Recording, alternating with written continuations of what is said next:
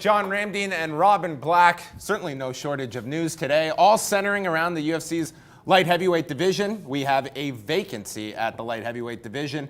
Was this the only move for the UFC to make? You had to. You just have to look at his history, and the UFC is trying to become recognized as a mainstream sport. With Reebok on board, their affiliation with Fox, yanked their endorsement of John Jones as well. Exactly. So I think that this is the only move they could do. It's sending a message to the sport. It's sending a message to the fans, and most importantly, that he has to take this seriously. Go get your life sorted out, and we'll re-examine this in the future. You know why rock stars and actors and models, they seem to have problems worse than we do? It's 'cause people let them get away with stuff. Like Robin said, when you're a star and you surround yourself with yes men, that's very comfortable, because anything you want, they're going to bring for you. I know it's a different situation, but it's like BJ Penn.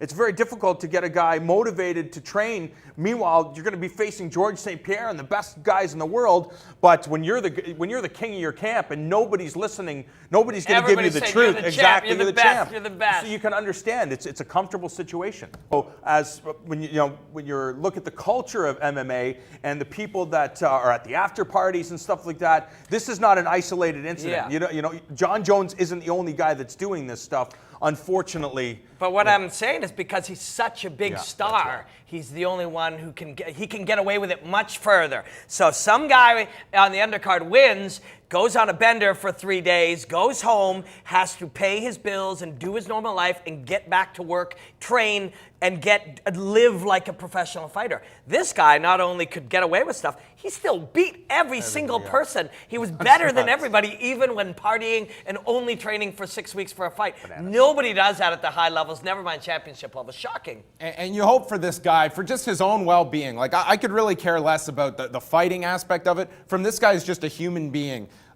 You hope this is rock bottom for someone, where you lose an endorsement deal, you lose your championship and everything you've worked for. You're out a 7-figure payday in a couple of weeks at UFC 187. I mean, this guy has now been, everything has been thrown at him. I'm glad it's an indefinite suspension, so there's no timetable of when this guy has to be back and can get a lot of this sorted out. But I also would have thought a couple of months ago that would have been rock bottom for someone, and for just the public trial that he went on. In this case, I mean, there is another victim, and thank God that there was nothing worse that happened to that woman who was pregnant.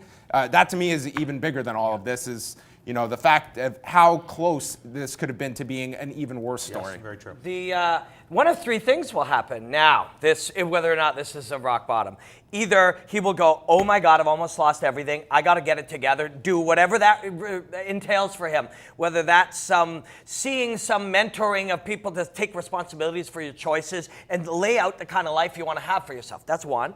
Two is, well, I'll try. Maybe, I'll try to get it together, half-ass it. And three is, screw these guys, screw their championship belt, screw the public, I'm going to go party. One of those three things will happen. You hope for the guy that what happens is, while we're fighting for a belt and the UFC carries on and Anthony Johnson and DC have that alphabet fight, and all of that happens, this guy goes and gets it together and he comes back, he's better than he's ever been.